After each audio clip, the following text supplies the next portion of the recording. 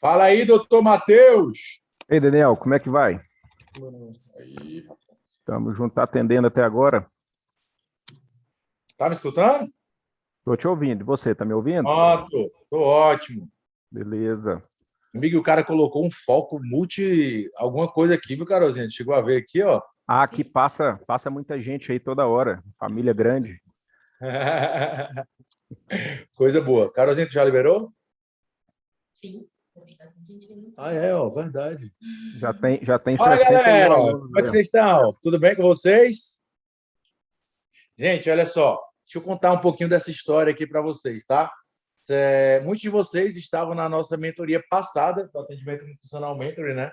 Quando minha mãe adoeceu, vocês viram minha cara. E eu conheci o Matheus exatamente nesse período aí. A gente estava num período de transição ali do cuidado dela e todo mundo sem saber muita coisa ainda sobre questão do Covid. Foi quando eu conheci o Matheus através da doutora Denise, né? Denise de Carvalho, que vocês conhecem também. E aí, Mesmo. desde o começo do trabalho, eu vi o Matheus muito preocupado com questões nutricionais. Então, ele atrelava, na verdade, ali o conhecimento clínico, como médico clínico, a muitos conhecimentos relacionados à nutrição. Eu achei isso muito, muito bacana, muito fantástico, de verdade. E uma coisa que eu gosto muito também é que o Matheus ele tem um pé muito forte na ciência. Então, ele juntou a questão clínica, ao mesmo tempo com o respaldo da ciência em relação ao Covid e à síndrome pós-Covid. Então, é exatamente por isso que eu estou trazendo ele aqui para vocês hoje, com uma aula extraordinária que não estava no nosso cronograma. Cheguei para a Carol e disse assim, Carol, cara, acabou de ter um módulo de imunologia. Eu preciso trazer agora o Matheus para poder falar um pouco de Covid. Até porque, né, Matheus, cara, não adiantava de nada eu chegar aqui falando de Covid, pós-Covid, e não ter tido uma boa aula de imuno. Muito Então, essa bem. galera aí acabou de receber uma baita de um módulo de imunologia. Então, irmão, pode arregaçar aí, seja muito bem-vindo, que a galera está preparada para te receber. Muito obrigado, Daniel. Eu agradeço aí a oportunidade e eu acho que o legado que fica, né, de toda essa história, graças a Deus, sua mãe está boa, né, eu pude ter o prazer de ajudá-la. O legado que fica são essas oportunidades que a gente criou a partir desse momento, né, de te conhecer e outras pessoas que eu conheci.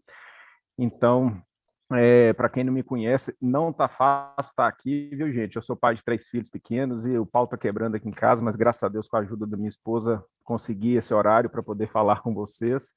E é muito importante esse assunto, porque assim, eu estou lidando com essa doença desde março de 2020, quando ela começou, bem antes dela chegar aqui no Brasil, eu já vendo as notícias externas, comecei a me inteirar, a estudar, conheci Nise Yamaguchi, né, que foi uma das pioneiras nessa história, e aí a gente foi estudando a Covid e tentando identificar todos os seus aspectos da doença, e eu com o meu conhecimento, né, como é que eu mudo aqui para poder aqui eu vou passando. Eu sou nutrólogo também, né, e sou cirurgião geral, então trabalho com urgência, emergência e também com a parte da nutrologia. A gente foi vendo, né, ao longo desses anos de acompanhamento, desde mais de um ano aí, vai fazer quase 2 anos, o que a parte nutricional tinha íntima relação com os fatores de risco para o adoecimento, para ficar grave, principalmente agora, depois que a doença já está passando e a gente vendo as repercussões pós-Covid, como que é importante a parte nutricional também nesse sentido.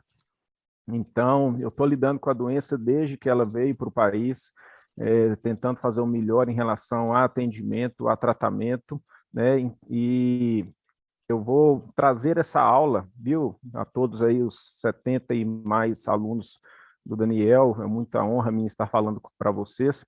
O material depois eu disponibilizo, eu não vou ficar atrelado à leitura dos slides, tá, gente? Eu montei a aula para que vocês tenham esse conteúdo, mas o que eu trago de informação é exatamente isso, que atentem-se à parte nutricional do paciente, tanto pré-Covid, ou seja, aqueles que ainda não tiveram a doença, precisam cuidar do seu estado nutricional, que a gente vai ver os fatores de riscos associados, para que caso adquira a doença, você já esteja fazendo algo preventivo para isso.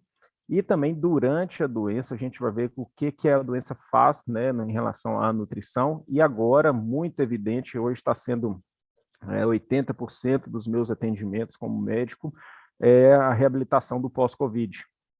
Que quem não souber tratar o pós-Covid vai ficar para trás, porque vai ser uma situação que vai perdurar por anos, tá? Então a gente vai ter que entender essa síndrome, que é a síndrome pós-Covid, e as suas repercussões clínicas, inflamatórias, oxidativas e nutricionais. Então, eu valorizo muito o profissional da nutrição, acho que vocês têm uma visão que são poucos dos médicos que têm, e que é muito importante, né, de forma multidisciplinar, também com fisioterapeuta, com médicos e com nutricionistas, a gente conseguir tratar essas nuances da COVID, tanto no pré quanto do pé e também no pós-COVID, tá? Então, assim, a aula eu quis trazer, vou falar um pouco sobre a doença. Já vi que o Daniel gosta de falar para os seus alunos sobre exames laboratoriais, então eu vou passar alguns aspectos típicos da COVID em relação ao exame laboratorial. E a gente vai falar quais são as implicações nutricionais antes da COVID, durante a doença, tanto na fase domiciliar quanto na fase hospitalar, sendo que a gente segura muito o paciente aqui no domicílio, e no pós-COVID, depois das conclusões, e abro para perguntas e respostas para vocês, tá? Então, assim, pincelando rapidinho, a COVID-19 veio como uma infecção respiratória e, ao longo do tempo, eu não sei se vocês conhecem o Dr. Zé Balos, eu tenho uma íntima relação de profissional de amizade com ele, a gente foi descobrindo que é uma doença, na verdade, multi-inflamatória, que cursa com uma vasculite sistêmica, né? Ela ataca o endotélio vascular, aquela camada interna dos vasos, principalmente dos pequenos vasos, de todo o nosso corpo. E aonde tem um receptor para o vírus, aquele receptor ACE2. Então, isso tem no pulmão, tem no intestino, tem vários órgãos, por isso que a doença ela é sistêmica, tá? Um quadro clínico muito inespecífico, a gente tem visto aí que se parece com dengue, né, com as artralgias, dor no corpo, dor de cabeça, dor atrás dos olhos, mimetiza também as infecções respiratórias superiores, coriza, sinusite, dor de cabeça, dor de garganta, e também ela pode se assemelhar a algo de acometimento gastrointestinal. A Delta, inclusive, que é a cepa atual, ela tem trazido muito esse tipo de sintoma, uma rinite pesada com o nariz trancado e diarreia. Então, o intestino é um reservatório para o vírus, tá? Então, é um quadro clínico variado. Qual que é a implicação disso? Durante a pandemia, quando estava todo mundo pegando, a gente suspeitava de todo mundo. Qualquer sintoma, vamos falar, é Covid, vamos tratar, vamos acompanhar, e depois, se for o caso, descarta. Quando a pandemia passar, a doença vai ficar endêmica, ou seja, ela vai persistir aí, igual existe a dengue, né? A gente vê a dengue, igual existe outras doenças, vai ser de diagnóstico muito difícil durante a endemia da doença, tá? Então vai ser um grande desafio o diagnóstico. O que a gente aprendeu ao longo desses meses de acompanhamento? E bate muito de frente com o que se fala por aí, mas é de fato pela nossa experiência. Caso suspeito, precisa de acolhimento mais rápido possível, de acompanhamento médico, tá? Para que se possa fazer o tratamento o quanto antes. Por isso, eu coloco aí, ó, ela é uma doença sistêmica, infecciosa, inflamatória e hematológica. Ela complica com inflamação, com trombose e depois com oxidação, tá? Só para que vocês entendam, não sei se vocês já tiveram contato com esse estudo, estadiamento de SIDIC ainda em 2020, mostrando a fase da doença, tá? Que está relacionada com a entrada do vírus no nosso organismo e o início da fase 1, que é a replicação viral, onde o vírus começa a se multiplicar, entra na célula através da adesão da proteína S com os receptores ACE2, e ele começa a utilizar o mecanismo celular para produzir suas proteínas, e aí vai se replicando. Isso aqui geralmente dura de 5 a 7 dias, e é o momento dos sintomas iniciais, gripais, leves, tá? Que a pessoa acha que está só com resfriado, às vezes confunde, não sabe o que tem. Aí que mora o perigo. A gente precisa desacelerar esse processo para evitar uma fase inflamatória grave, tá? Se a gente consegue desacelerar essa locomotiva de inflamação que está para chegar, a gente consegue salvar o paciente, tá? Então, é muito importante acolher rapidamente, logo de imediato, e começar a tratar, tá?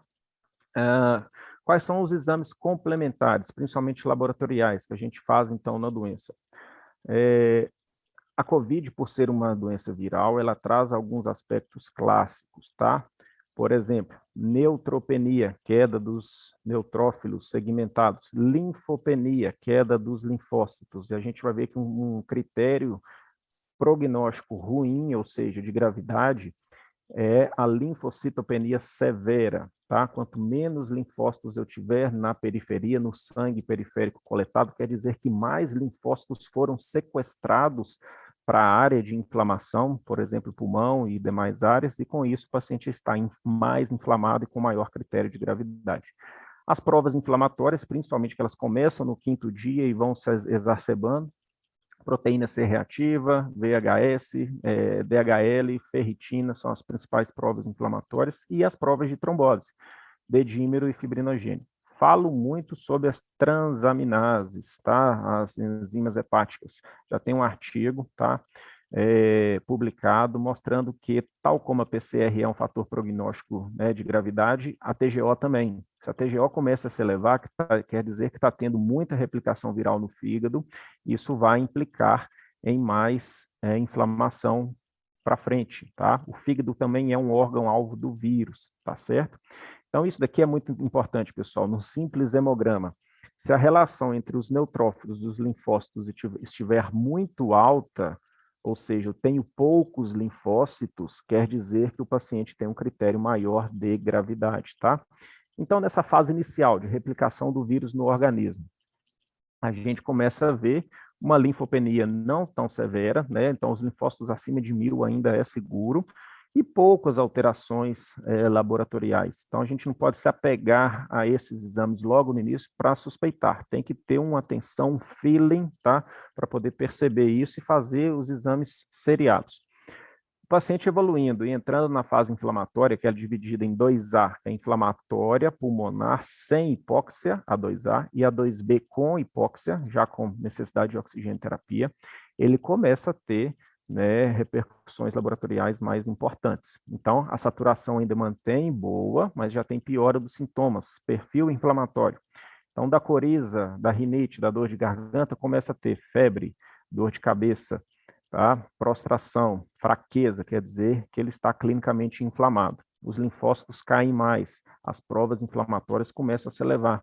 Vejam, é uma PCR que sobe muito, explode, tá? Num dia está 3, no outro dia está 8, no outro dia está 50, vai para 100, 200. Isso aconteceu muito com a cepa P1, a gama. Pacientes explodiam de inflamação. E por que eu falo isso? Porque isso vai implicar no estado nutricional do doente. A gente sabe, lembrando lá do início, né, dos nossos estudos na faculdade, da resposta nutroneuroendócrino-metabólica ao trauma.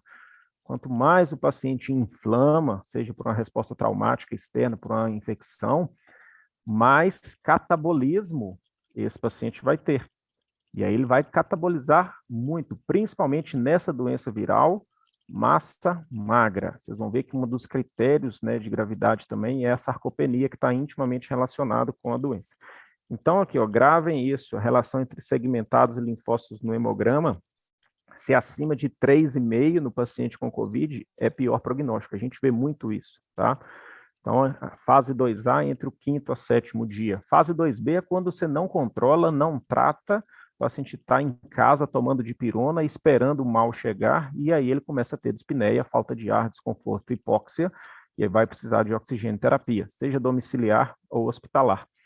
Eu já tirei muitos pacientes nessa fase, ainda em casa, com oxigênio terapia, com home care, com corticoide venoso, fazendo domiciliar, para que a gente não internasse. Alguns internavam também, davam para acompanhar, tá? Então, vocês veem aí que nessa fase inflamatória 2B, já há uma linfopenia importante, todas as provas cada vez mais exacerbadas e, na imagem, muita lesão pulmonar, tá? Essa é a fase crítica do doente instável, séptico, vai precisar de terapia intensiva, com hipotensão, com choque, com coagulação vascular disseminada. A gente não quer que chegue nessa fase. tá? Esse é a evolução catastrófica da doença. Aqui, retirar o doente dessa fase é muito difícil, tanto que a mortalidade do doente no CTI nessa fase é de 8 para cada 10 pacientes, de 80%. Então, a gente não pode deixar chegar nessa fase, tá? Então, aí um resumo básico, né, da história natural da COVID, tá? Enquanto eu estou dando aula, o Daniel está batendo um pratão ali, ó. A história natural da doença. Pois é. E alguns sintomas, né, e o que se pode ser feito. Isso vai estar disponível para vocês, tá? Então, vamos, né, ao que interessa. Aspectos nutricionais preventivos, antes de se ter COVID. O que a gente fala aí antes de ter COVID? Porque a doença espalhou, muita gente já teve, outros ainda não tiveram, estamos aí à mercê de ter, né, mesmo com a vacinação. Eu, por exemplo, sou médico, tenho 2 doses da Coronavac, mas não tenho os anticorpos necessários para me proteger. Já fiz esse teste, então eu estou aí, não tive Covid, viu, gente? Então, estou disponível aí para a doença, ainda estou susceptível. Então, eu levo isso daqui muito a sério. Por quê? Caso eu pegue, é isso aqui que vai me salvar. A gente tem visto isso, tá? Cuidar do corpo, da saúde, da nutrição, do seu físico, dos seus exames, antes de adoecer, tá? Então, assim, eu trabalho com medicina preventiva, medicina integrativa, medicina nutricional e sei o quão é importante o estilo de vida para a prevenção de todas as doenças. Não seria diferente na COVID. Sabemos que as doenças crônicas degenerativas relacionadas com o processo de envelhecimento são diretamente ligadas aos nossos hábitos. Eu falo para o meu paciente assim, ó, você é responsável pela sua doença, pela sua hipertensão, pelo seu infarto, pelo seu derrame, você é responsável exatamente por conta dos seus hábitos de vida. Sabendo disso, vamos usar essa informação a nosso favor. Você vai ser responsável pela sua saúde, ou seja, pela sua ausência de doença, tendo hábitos de vida saudáveis, tá? Mudando os hábitos de vida. Então, com alimentação correta, a gente vai ver aqui quais são os pontos, né? Sem alimentação inflamatória, sem carboidrato simples e refinado, mantendo peso, tá? Fazendo atividade física regular, gestão do estresse, sono adequado, tá? E a suplementação preventiva que a gente vai dizer. Então, é muito importante a gente fornecer os nutrientes e os compostos bioativos necessários para blindar o sistema imune, tá? E para garantir peso saudável. O fator de risco isolado mais grave dessa doença é a obesidade. Não tem dúvida. Não é cardiopatia, não é diabetes, não é hipertensão, tá? Principalmente em jovens. Jovens que morreram, sobrepeso ou obesidade, tá? Ou adiposidade, tá? Aquele falso magro, não tem massa muscular, tem muita gordura, se comporta como obeso. Então, os desfechos piores nesses pacientes estão relacionados com esses aspectos nutricionais pré-doença, tá? Então, isso é muito importante, ó, para falar em prevenção de COVID. Claro que tem. Olha, gente, todo mundo está careca de saber aí de biossegurança, né? Máscaras, distanciamento, álcool gel, etc. Eu não estou aqui para falar disso. Vamos falar de mais coisas. Então, são uma das fontes principais de prevenção que você tem que falar para o seu doente. Oh, você já teve COVID? Não teve? Vamos cuidar do peso. Está acima do peso? Vamos correr aí para poder perder peso, né? Para poder adequar composição corporal, adequar percentual de gordura. É muito importante, tá? A literatura cita o IMC, né? A gente sabe que o IMC tem falhas, então adipometria, né? Bioimpedanciometria, é importante para a gente também avaliar estado nutricional e composição corporal do paciente, né? Então, assim, todos esses artigos estão aí disponíveis, né? O que eu quero falar é exatamente isso. Quem está com obesidade e IMC acima de 31 tem 5 a 6 vezes mais chances de ficar grave na COVID do que quem não está. Por quê? Olha lá o nosso marcador inflamatório que eu mostrei nos exames laboratoriais, que vai aumentando à medida que a doença evolui. A proteína C reativa, ela está naturalmente aumentada no obeso. O paciente obeso, ele é um paciente cronicamente inflamado. Imagina uma represa cheia d'água ali, aquilo ali é a proteína C reativa. Vem a COVID, estoura a barragem. E aí, aquele derramamento, é aí que vem a tempestade de citocinas, onde o paciente entra naquele ciclo inflamatório quase que descontrolado. Eu passei muito aperto com isso na fase da P1, paciente a gente tratando com corticoide oral, corticoide injetável, intramuscular, de um dia para o outro a PCR de 100 ia para 200, exatamente porque ele tinha essa reserva de proteína inflamatória e o vírus ele age num mecanismo, né, lá no mapa bioquímico, exatamente para disparar esses gatilhos de citocina, aumentando interleucina 6, interleucina 1, mas a 6 se estoura também, e fator de necrose tumoral, alfa. Tanto que um dos medicamentos biofármacos que a gente teve muito sucesso quando o bicho pegou, né, na cepa P1, foi exatamente os inibidores de fator de necrose tumoral alfa. Tá? Usei muito Embrel, o Etanercept, deu muito certo. Tá? Exatamente por conta desse comportamento. O Embrel é uma droga que a gente usa no reumatismo, né, nas doenças reumáticas, que é uma vasculite. Então, quando a gente determinou, estudou e viu que a COVID é uma vasculite inflamatória grave, a gente teve resultado. Tá? Então, do ponto de vista nutricional, o que é muito importante para o seu paciente antes da doença?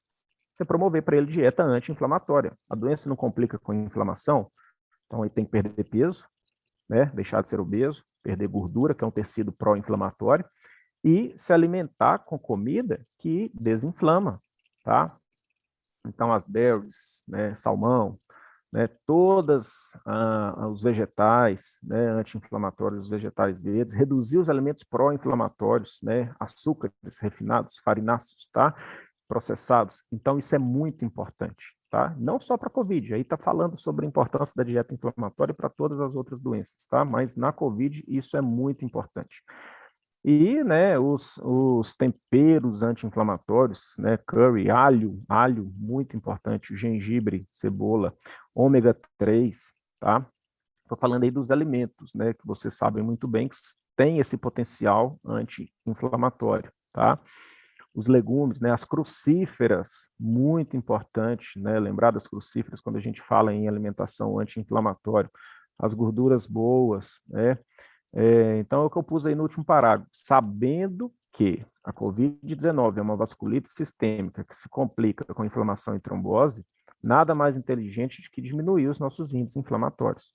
Tá? Então, desinflamando. O que mais que a gente pode usar para desinflamar? Aí tem ozônio, tem uma série de coisas que pode ser feita, mas dieta anti-inflamatória, atividade física para perder peso, sono restaurador e a suplementação. E aí a gente entra, então, nos compostos bioativos preventivos. Preventivos, gente, vou deixar bem claro aqui, não é que você vai tomar e que você não vai adquirir a doença, não, viu? Igual vacina. Vacina não é preventivo? Cheio de vacinado aí doente. Adoece e fica leve. Então, esse é o objetivo da prevenção. Tá? A única forma de você impedir de pegar a doença é não entrar em contato com o vírus. Que é muito difícil num vírus de alta transmissibilidade. Por incrível que pareça, eu não peguei até hoje. Tá? Mas eu trabalho igual astronauta no hospital e na clínica. Igual astronauta. Máscara N95, face shield, até hoje eu não peguei, tá? Mas me suplemento. Suplementação minha também, desde o início, eu, família, todo mundo usando os compostos bioativos que estimulam o sistema imune. A gente conhece a maioria, né? Vitamina C, vitamina D, quercetina, né? Ômega 3, selênio, magnésio, tá? Complexo B, tá? Vitamina E, que tem nos melhores ômegas, o ferro para manter níveis bons de ferritina, os antioxidantes já para combater radicais livres prévios, já que a doença oxida pós-Covid é oxidação. Tratamento do pós-Covid, que a gente vai ver para frente, é tratamento antioxidante, tá? Então, todos esses nutrientes citados, eles têm ação comprovada na otimização da imunidade inata, ou seja, aquela imunidade antes de adoecer, que não tem relação com anticorpos, imunidade prévia, e previne contra infecções respiratórias. Está aqui artigo relacionado. Então, aqui citam as vitaminas, né, principais. Eu gosto muito da vitamina D, da vitamina C, por esse papel antioxidante, né, otimizando a imunidade inata para a infecção respiratória. Tá? Vitamina C é muito sabida, né? Só que o pessoal usava de forma equivocada. Gripei, toma vitamina C. Não é isso. Tem que fazer uso constante. Uma vitamina hidrossolúvel, ela vai embora muito rápida. Então tem que tomar todo dia, tá? Eu tomo algo em torno de 1 grama de vitamina C dia. Na COVID tratamento, a gente vai que sobe isso para 2 gramas. Então, muito importante o uso da vitamina C. Inclusive injetável, tá? Quem já sabe trabalhar com injetável sabe a importância da vitamina C também para uso injetável, tá? Selênio, excelente antioxidante e estimulante das células brancas, tá? Ela otimiza o funcionamento dos neutrófilos, o selênio, tá? Então é muito importante também o uso do selênio. Aqui tem o principal alimento que a gente sabe é a castanha do Brasil e a suplementação também pode ser feita, castanha do Brasil, castanha do Pará. A minha queridinha aqui, vitamina D, o colecalciferol, eu digo, se eu tivesse que escolher um único suplemento para usar para o resto da vida, para qualquer situação, seria vitamina D3. Exatamente por conta do seu papel, a gente vai ver aqui na aula, eu vou dar uma importância grande para ela, porque eu estudo ela muito antes da COVID. Zinco, também intimamente relacionado para estimular o sistema imune pré-COVID, tá? Tem diversos artigos sobre o zinco. Gente, tudo que eu estou falando está baseado em literatura.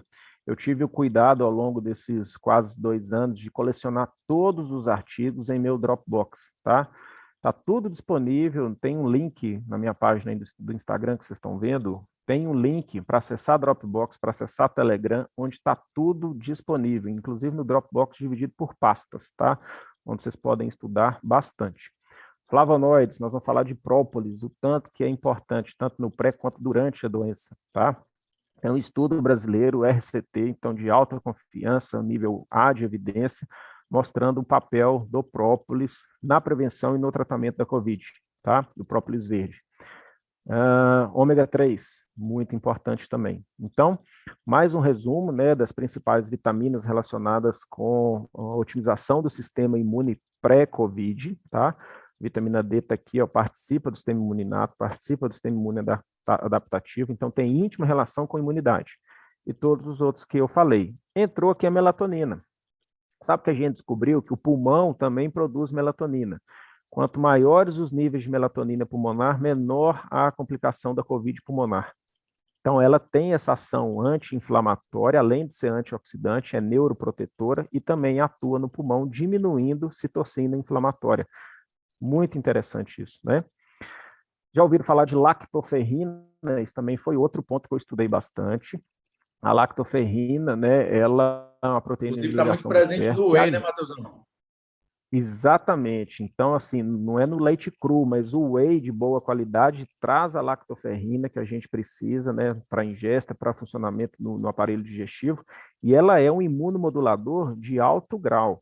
Tá? O que já tem disponível na Europa, que eu vou mostrar para vocês aqui, a lactoferrina em spray nasal, que comprovadamente diminuiu a penetração de vírus. Tá? Então, ela tem aí o seu papel imunomodulador, tá? Da lactoferrina. Por que criança que mama no peito não adoece? Lactoferrina, tá? Tá aí disponível, certo? Então, aí todo o papel, ó, da lactoferrina, que foi estudado na COVID para inibir a ligação do vírus na célula. Também, assim, a chave, gente, para a gente evitar a doença é inibir exatamente a conexão da proteína S, imagina o coronavírus aqui com a proteína S no receptor. É isso que é importante. E a lactoferrina tem aí, ó, dessa marca, é possível comprar no exterior, joga no nariz, traz uma proteção extra, tá? Relacionado à prevenção, certo? Então, vocês vão anotando as dúvidas aí para o final da aula. Vamos falar agora dos aspectos nutricionais durante a doença. O que acontece quando o paciente adquire a COVID, tá? Então, a gente sabe da importância da terapia nutricional.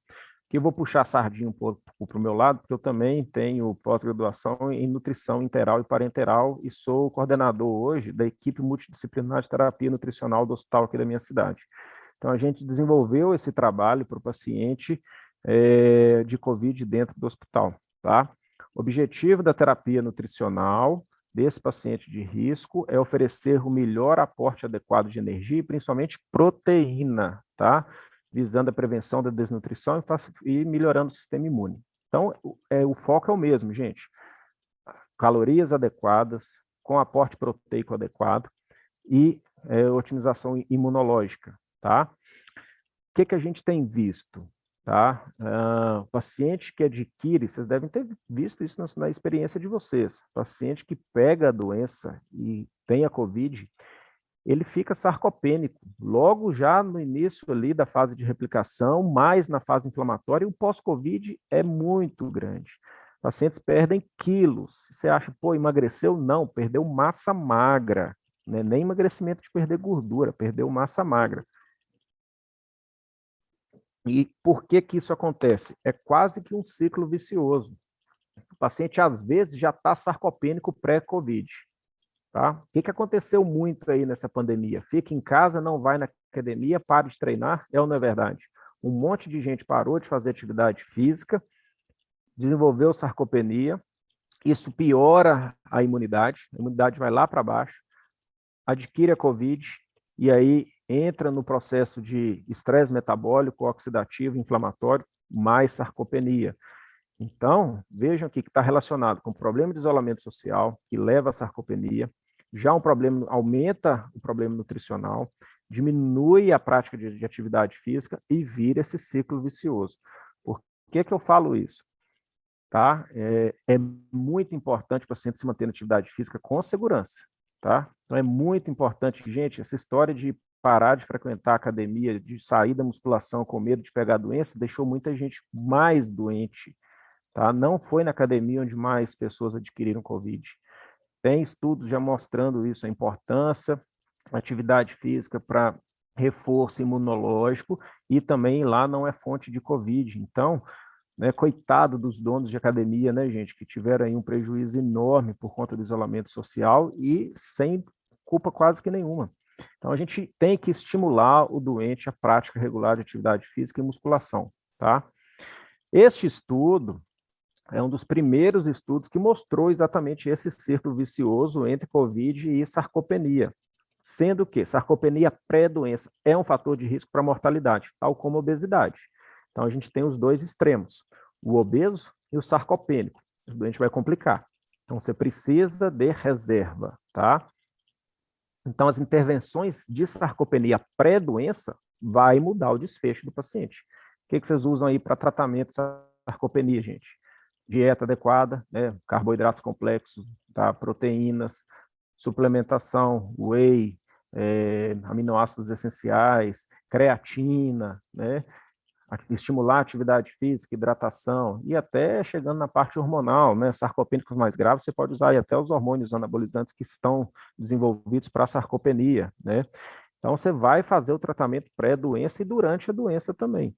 Onde a gente aprendeu a tratar a sarcopenia, principalmente, foi no HIV, na época que não tinha ainda o tratamento, então fazia-se muito tratamento de sarcopenia, utilizando até nandrolona, né, injetável, tinha um resultado importante.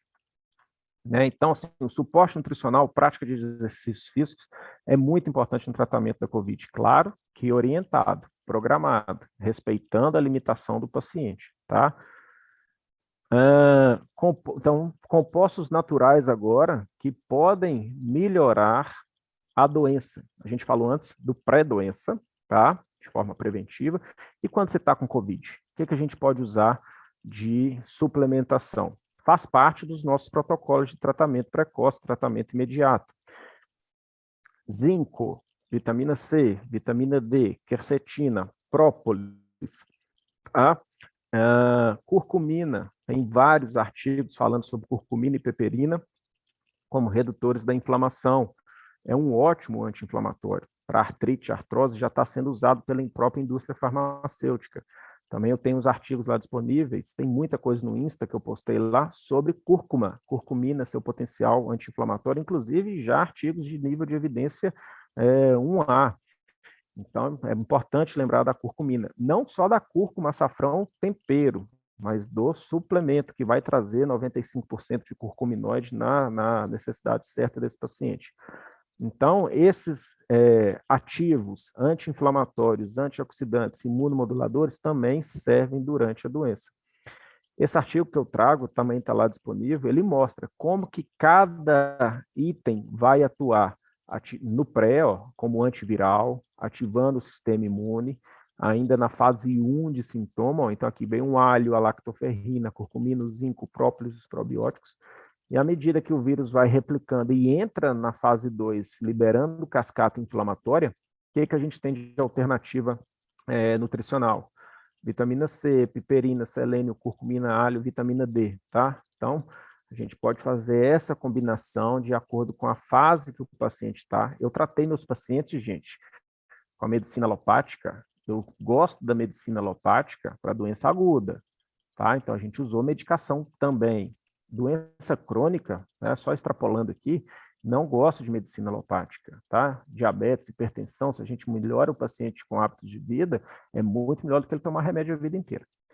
Aqui na COVID, a gente uso, tá? Um remédio para alopatia, porque é uma doença aguda de tempo de uso limitado. E associei a parte integrativa com esses nutrientes. Isso trouxe resultados melhores? Com certeza, não tenham dúvida disso, tá?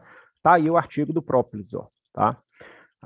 Como que o própolis trouxe realmente melhora clínica em pacientes, inclusive hospitalizados, tá? Então, esse artigo é nacional, brilhante esse artigo, tá? Então, a gente tem que valorizar o própolis. Eu tomo todo dia há muito tempo, tá? Um quadrinho aí, não sei se está dando para todo mundo ver, mas vocês vão ter acesso, explicando item por item de cada nutracêutico, de cada item, aonde que ele atua, no mecanismo de ação do vírus, desde o momento que ele entra, adere, multiplica, inflama. Então, por que que tem por onde a gente usar todos esses? Zinco, D3, C, cúrcuma, a canela, alho, piperina, selênio, própolis, os probióticos, lactoferrina e quercetina. Isso, para mim, hoje, isso é suplementação básica, né, de pandemia, que eu tenho falado muito antes. Fui duramente criticado por colegas médicos quando veio a doença,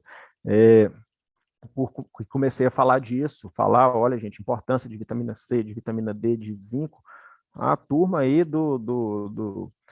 que não, acho que nunca ouviu falar de suplementação, ficou assim, não, isso é charlatanismo. E hoje a gente está vendo que não é, os estudos estão aí demonstrando, tá?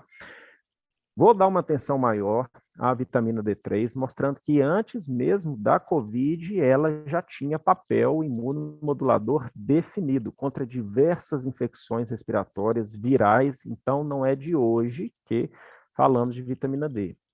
Estourou no mundo a história da vitamina D quando saiu, né, esse estudo de Torino, na Itália, mostrando que altos níveis de vitamina D traziam menor mortalidade, diminuição do contágio, inclusive, tá? E aí, quando saiu esse estudo, foi duramente criticado, eu fiz, inclusive, uma live, levantei os estudos que eu já tinha estudado antes da COVID e trouxe as datas, olha, gente, 2016, mostrando que vitamina D atua na prevenção e tratamento de infecções respiratórias, tá? A prevalência de deficiência, 37% da população geral, tá? A gente vê muito mais que isso. 80% dos pacientes internados têm deficiência de vitamina D, tá? Então, é muito importante a suplementação, manutenção de bons níveis de vitamina D. Olha esse daqui de 2017, ó. Prevenção de doença respiratória aguda. Então, antes da COVID já se falava de vitamina D. 2018, ó. Vitamina D, infecções virais. Tem ação antiviral por conta da catelicidina que ela estimula no seu corpo, tá? Imunomoduladora, não só para infecção, doenças autoimunes também se trata com vitamina D. Olha mais esse artigo, 2019, ó. Infecção do trato respiratório superior e vitamina D, uma meta-análise, alto grau de confiabilidade, mostrando que previne infecções agudas do trato respiratório superior, tá? Olha para você ver o gráfico da meta-análise, mostrando, né, a confiabilidade estatística, tá, do estudo. Então, funciona, não tem discussão sobre ação da vitamina D como preventivo. Então, é sem dúvida um hormônio mais poderoso do nosso corpo. Todas as células têm receptores para vitamina D. Todo mundo sabe como ela é naturalmente produzida, né? Colesterol na pele, radiação solar, ativação fígado, rim, e aí vitamina D ativa, tá? O grande problema está aí. Por que que idoso morreu muito? Porque à medida que a gente envelhece, a gente diminui a capacidade de produção natural da vitamina D, mesmo que você fique exposto ao sol, tá? Exatamente por conta dessa ativação nos rins não funcionar de forma correta à medida que a gente envelhece. Então, Idoso, gente, tem que suplementar com doses ainda mais altas, lembrando do controle de PTH, né, associar K2, magnésio, tudo que vocês estão carecas de saber, né? Então, aí, ó, a meta-análise mostra exatamente em relação a diversas outras doenças, inclusive certos tipos de câncer, quanto mais alto o nível de vitamina D, maior a proteção, tá? Então, ela é realmente, como eu disse, a queridinha aí, eu não fico sem ela de forma nenhuma. Esse artigo de 2007, tá? Mostrando altos níveis de vitamina D, altos níveis de proteção contra diversas doenças crônicas degenerativas, inclusive câncer, tá? Ao nível básico da população, que é tido como normal por muitos profissionais, principalmente colegas meus. Recebo muito paciente que está com vitamina D de 30 e fala, tá ótimo, 30, opa, tá legal, mas não é bem assim. Para mim, meta, 60, 70, 80, a minha é 98, viu?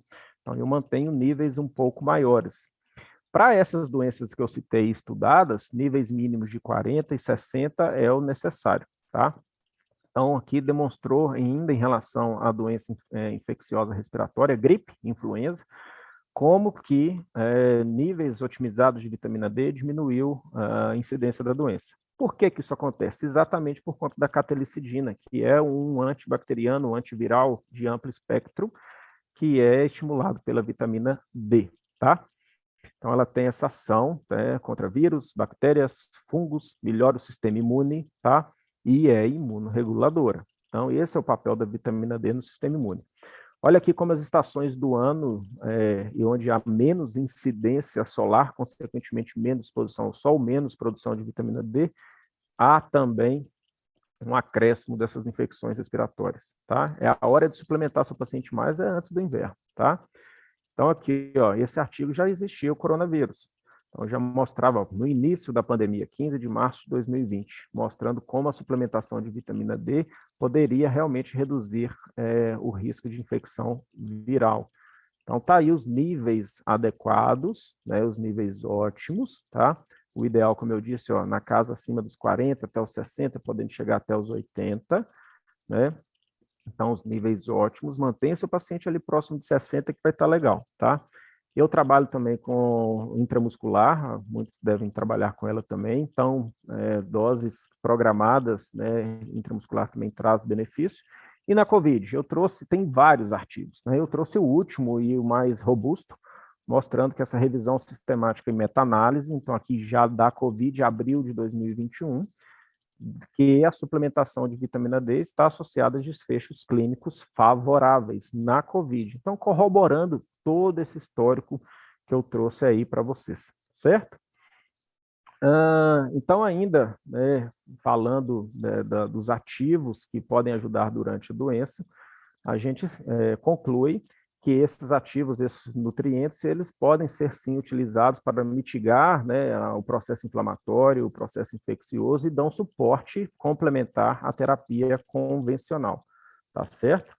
É muito importante a ingestão de alimentos saudáveis, fazer boas escolhas, evitar alimentos industrializados, alimentos processados, diminuir a inflamação, diminuir o estresse oxidativo. Então, a dieta anti-inflamatória preventiva se mantém necessária durante a doença. O cara interna, e o que é que eles dão no hospital? Leite de vaca, torradinha, né? Biscoito creme cracker, entope de açúcar e vai piorando. Então, a gente precisa otimizar a dieta do paciente também doente, tá? E o tratamento hospitalar? Não é o foco da aula, mas eu trago aqui, eu acho que é uma novidade muito importante. Eu que trabalho com terapia interal, esse artigo é brasileiro, é de Uniub, né, de Uberaba, que demonstrou o quê? O que ele estudou? Quem viu o paciente entubado e no CTI, fazendo ciclo de prona, viu a dificuldade que é nutrir esse paciente. Ele com sonda nasoentérica, né, e aí coloca ele pronado, o que acontece? Reflui, estase, retorno, muito difícil. E aí, este estudo brasileiro demonstrou como que poderia fazer um protocolo para nutrição enteral em pacientes com COVID em terapia intensiva e em ventilação mecânica e ainda em prona. Então, ele demonstra, né, os passos a passos, e foi um artigo também publicado internacionalmente, e que teve uma repercussão positiva, tá? Muito bem, vamos respirar um pouquinho, tomar uma água. Tá dando para pegar aí, gente? Estou indo muito rápido, eu começo a falar, vou igual uma locomotiva aí, né? Vamos seguindo. A gente já está quase 9 horas, vamos lá. Aspectos nutricionais no pós-Covid. Aí que tá, síndrome pós-Covid. Onde que a gente vai estudar a síndrome pós-Covid? Já tem também uma meta-análise, então está baseado na ciência, tá? Mostrando, tá publicado já essa meta-análise, quase 50 mil pacientes estudados, 15 trabalhos, algo em torno de 80% dos pacientes acometidos pela Covid vão ter sintomas persistentes que vão durar depois que passa a fase aguda. Após a fase inflamatória, sobreviveu, tem sintoma persistente. Por que que isso acontece? Alguém tem ideia?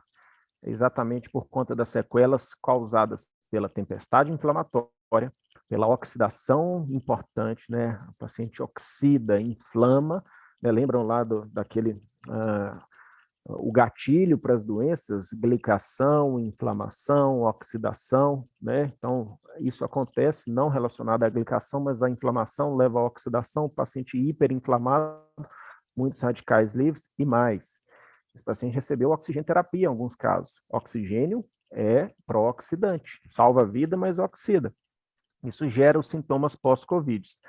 Os principais sintomas persistentes, tosse, dor de cabeça, queda de cabelo, brain fog, que é a perda do raciocínio, então estão relacionados com estes processos, tá? Então tá aí, ó. Essa meta-análise, tá, de janeiro de 2021, fadiga, principal sintoma persistente. Por que que acontece a fadiga? Que aí a gente vai entender aonde você vai suplementar. Por que que acontece a fadiga? Sarcopenia, pouco músculo, pouca mitocôndria, pouco ATP. E aí a gente entra em fadiga. Inflamação, oxidação, lesão mitocondrial, pouco ATP, entra em fadiga. Então, entendo que a chave do processo para tratar o paciente na fadiga pós-Covid está nas mitocôndrias. Tem muita coisa que eu publiquei também sobre isso aí, vocês podem ver. Então, fadiga, dor de cabeça, brain fog, queda de cabelo, falta de ar, alterações do olfato do paladar e tosse. São os principais sintomas persistentes. Acaba a doença, não complica mais, mas fica isso daí por meses, 3 a 6 meses. E o que que faz persistir esses sintomas por tanto tempo? Além dessas questões metabólicas, nutricionais que eu citei anteriormente. A circulação da proteína S. O vírus morre, mas a proteína S, ela continua circulando no organismo. E ela é uma proteína sozinha, só por ela, causa sintomas, tá? Inflamatórios, persistentes e até trombose tardia. Nós vamos falar sobre isso. Então, olha aí, a sarcopenia estava presente no pré-Covid. Pacientes sarcopênicos e idosos, maior chance de complicação. A sarcopenia estava presente na Covid. Então, uma coisa levava a outra. A Covid leva o paciente a ficar sarcopênico. E agora, no pós-Covid, mais ainda. Eu vi pacientes atletas que perderam muita massa muscular, exatamente por conta desse gatilho inflamatório da interleucina 6, prejudica o metabolismo da célula muscular e perda de músculo. Mas a falta de atividade física, repouso, internação, o paciente não vai na academia, tá? E os medicamentos, tá? Corticoide, que é essencial para salvar a vida, mas leva também a um processo sarcopênico. Alimentação inadequada. Olha o que eu falei, o paciente entubado estava sendo malnutrido. Saiu aquele artigo que eu postei anteriormente, mostrando que tem como a gente, com estratégia, com a equipe, né, de terapia nutricional treinada, nutrir esse paciente para diminuir esses riscos, entendeu? Então, assim, olha, muito importante, no pós-Covid, fornecer nutrientes adequados para otimizar o sistema imune e fazer ganho de massa muscular, tá? Ingestão proteica, hidratação, tá? 35 ml por quilo. Normal de beber água, 30 ml por quilo. Nesse paciente pós-Covid, eleva um pouquinho a hidratação. Tem que comer muita proteína, tá? Tem que fazer uso de gordura boa, tá? E evitar bebida alcoólica, açúcar, fast food, ultraprocessados, tá? Vitamina D está associado também a estímulo de ganho de massa magra, tá? Prática de atividade física e musculação. Então tá aí, gente, nesse slide, basicamente o tratamento pós-Covid da sarcopenia. E relembro o que a gente falou, do ciclo vicioso, tá? Então, estudem sarcopenia. A terapia nutricional na reabilitação pós-Covid tem diversos pontos que precisam ser estudados e tratados, tá? Tanto na ansiedade quanto no sono, todos estão relacionados com os sintomas persistentes, tá? A questão da perda de peso, então aí tem alguns detalhes. Quis trazer esse slide, tá? Esse slide, inclusive, foi censurado pelas redes sociais, mas é um estudo, tá? Mostrando que como a proteína S, que está presente aqui, ó, na coroa do vírus, ela por si só, sem o vírus replicante, ela causa sintomas inflamatórios oxidativos. Então, no paciente pós-Covid, que teve inflamação, infecção importante e tem muita proteína S circulante, ele mantém sintomas oxidativos inflamatórios. Por que que essa informação ela não é muito bem vista? Porque as vacinas que hoje estão sendo utilizadas trazem exatamente essa mesma proteína. E aí a gente vê as diversas reações vacinais que estão acontecendo. Está relacionado por conta da proteína S, tá? Um dos pontos que vocês precisam estudar, como reduzir os efeitos deletérios da proteína S. Se ela inflama, oxida e trombosa, o que a gente pode usar? Antioxidante, anti-inflamatório e antitrombótico. O que a gente pode falar sobre isso?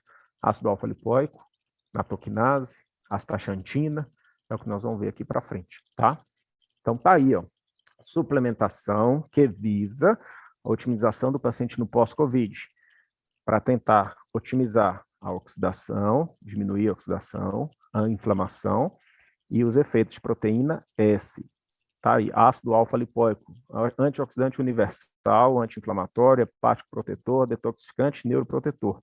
Serve para tudo isso daí, né, gente? Ácido alfa-lipoico serve para tudo. Doses, não está no slide, mas vou falar. 300 miligramas via oral dia, podendo subir para 600 miligramas dia, 312 em 12 horas.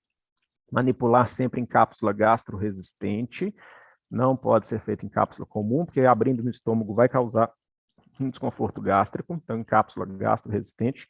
E ainda em pacientes que não respondem, pode ser feito ainda 600 miligramas venoso, tá, em clínica, semanalmente.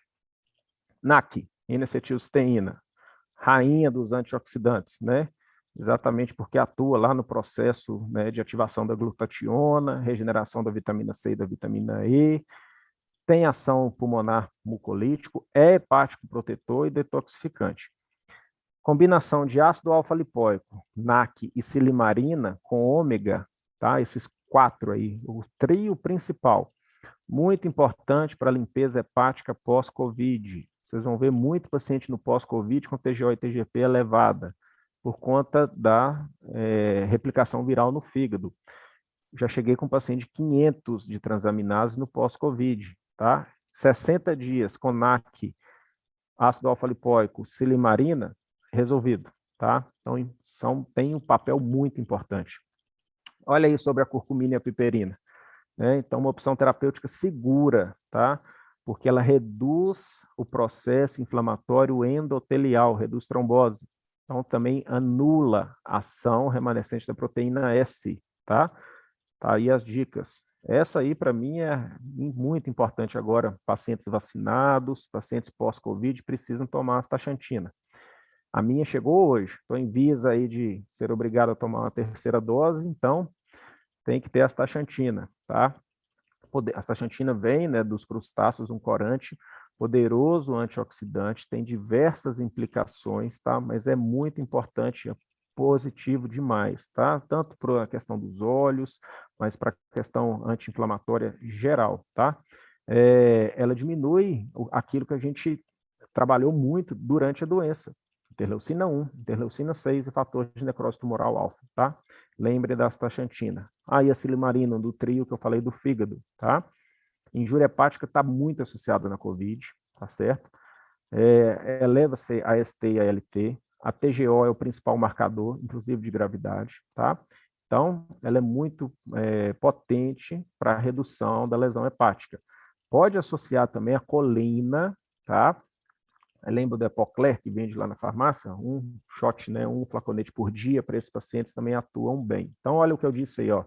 associada a NAC, colina, ácido alfa-lipoico e ômega, reverte as lesões hepáticas, tá?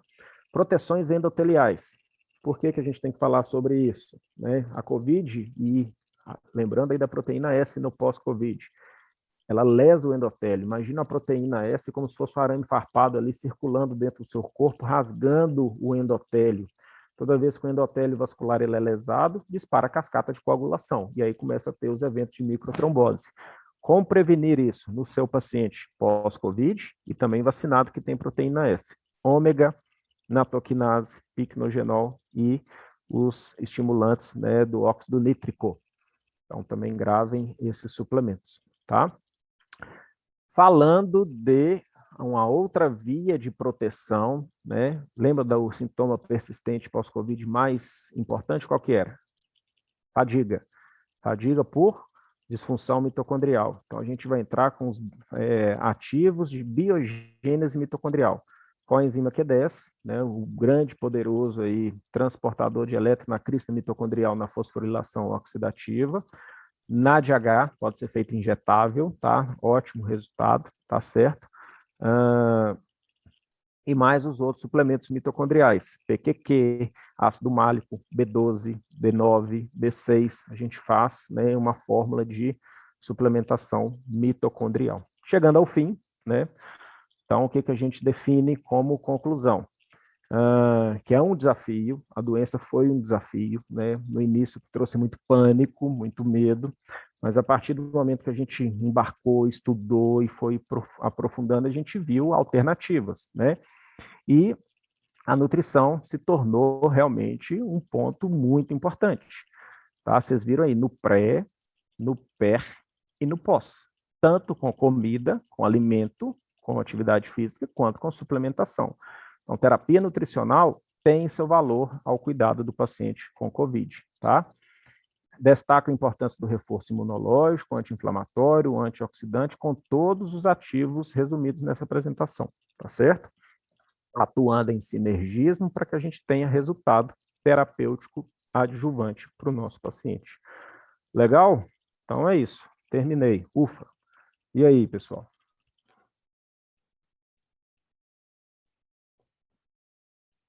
Daniel, tá aí, Daniel? Daniel acho que foi embora. Vocês têm dúvidas?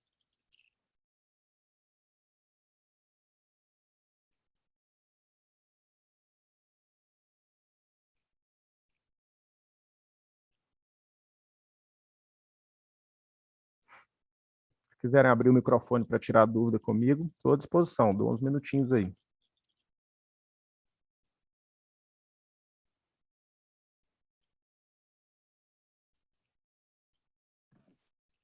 Obrigada, Matheus. Muito Ei, boa Carol. sua aula. O pessoal está elogiando bastante aqui no chat.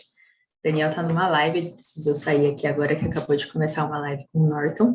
E quem quiser fazer alguma pergunta, pode levantar aqui a mãozinha ou fazer aqui no chat que a gente vai ler para o professor. Qual o tipo de própolis e se existe algum cálculo para saber a quantidade ideal para cada pessoa? Pergunta do Victor. Tá.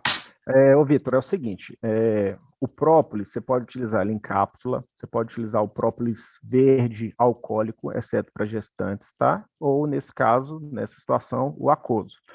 Eu, particularmente, por questões pessoais, gosto muito do de cápsula, para quem não tolera o sabor, e o alcoólico, tá? Verde 70, para quem tolera e gosta. Eu tomo este todos os dias, tá?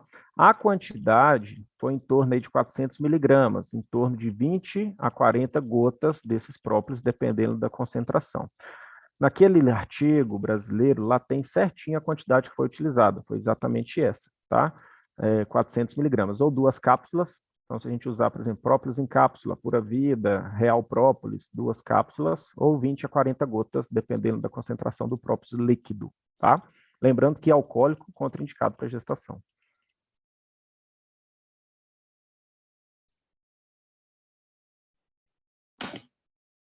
Ótimo. Estão perguntando aqui também em relação à dosagem de astaxantina, a prescrição de PQQ, se o nutricionista poderia prescrever, a dosagem de vitamina D.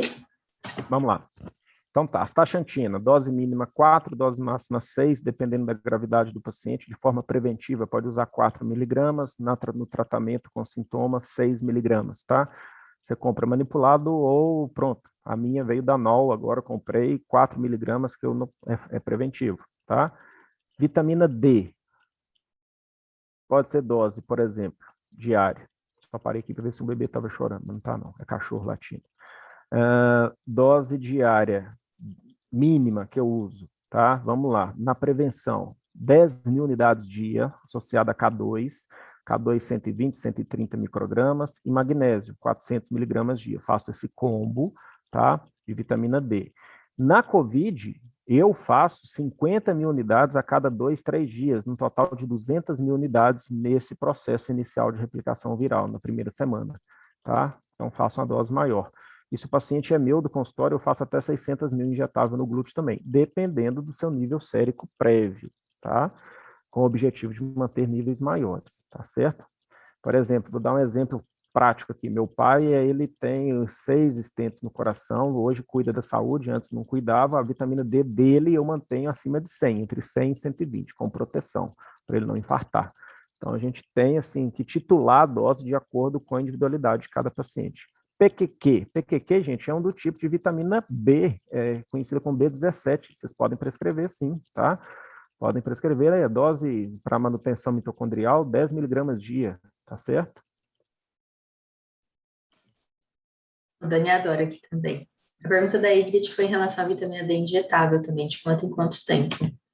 A vitamina D injetável depende primeiro do nível sérico do paciente. O paciente, por exemplo, que tem níveis abaixo de 20, ou seja, estão muito depletos, eu faço D3 de 600.000 unidades a cada 15, 20, 30 dias no máximo, e vou acompanhando com o exame, tá? Acima de 30, dose única, pode durar até 3 meses, de 3 em 3 meses. Então, geralmente, pela minha prática é essa, mas eu sempre acompanho, tá? A dose injetável, ela aumenta e se mantém por ser no glúteo, no músculo, então ela traz uma reserva a longo prazo, tá certo? Não serve muito para doença aguda. Para você, por exemplo, na COVID, que você precisa dela na hora ali do tratamento, oral, cápsulas gelatinosas, né, com óleo, pós, alimentação gordurosa, a via que eu mais gosto para vitamina D, disparado, é a que eu uso e a que funciona melhor, sublingual. Tá? Pastilhas de alta absorção, põe debaixo da língua, é como se estivesse injetando na veia. Tá? Eu tomo 10.000 sublingual todos os dias. Perfeito. A Rafaela está perguntando aqui, qual seria a dose de NAC e silimarina associadas ao alfa-lipólico? Muito bem. Combo, fígado pós-Covid. NAC 300 miligramas dia, silimarina 200 miligramas de 12 em 12 horas, e o ácido alfa-lipóico que eu falei aí, 300 miligramas, podendo ser de 1 a 2 vezes ao dia. Perfeito. O Neto quer te fazer uma pergunta aqui também, levantou a mão. Deixa eu botar o microfone dele. Boa noite, tudo bem? Boa noite, tudo. No caso dessa perda dessa carne magra, sarcopenia ali, tem muita relação ali, porque a gente sabe que no estado inflamatório a gente teria um aumento do cortisol. Seria por conta desse cortisol alto que estimula essa quebra da massa magra? Exato, eu até falei isso na aula, não só pela cascata resposta nutroendócrino metabólica ao trauma, que há um aumento do cortisol e um catabolismo severo, porque o paciente vai precisar de energia onde o corpo vai buscar, inicialmente, né, no músculo, tá? Depois que vai para a gordura. E também no próprio tratamento. A gente faz doses de corticoides no tratamento cavalares, então também eleva o processo de sarcopenia, tá? Mas lembrando que num quadro grave, de fase 2B, paciente hipoxêmico, você não vai pensar em manter massa magra, se ele vai morrer. Você vai entrar com corticoide pesado e suplementa, e nutre, tá? Por isso que é importante, em paralelo ao tratamento alopático, você ter o tratamento nutricional, terapia nutricional nesse paciente, tá? Suplementação no próprio CTI, você pode fazer suplementação proteica, aminoácido, whey, mas aí, cara, eu sou médico, eu sei como que isso barra, né, numa dificuldade. Imagina você, né, falar para dar whey enteral para o seu paciente que está no CTI. A gente faz isso, porque eu tenho equipe aqui hoje, mas É muito difícil você convencer um colega intensivista sobre isso. Por isso tem que trazer artigo, tem que estar baseado em Com ciência. certeza. Show. Tá? Beleza, A próxima gente? pergunta aqui é do João. A gente pode fazer mais algumas aqui, professor? Vai, mais 3, vamos lá. Tá bom. Do João Vitor Rodrigues aqui, mestre, com relação à elevação da dosagem de vitamina D e a calcificação dos tecidos moles, quando eu preciso me preocupar? E se pode aumentar a reabsorção de cálcio a nível renal e repercutir em litíase?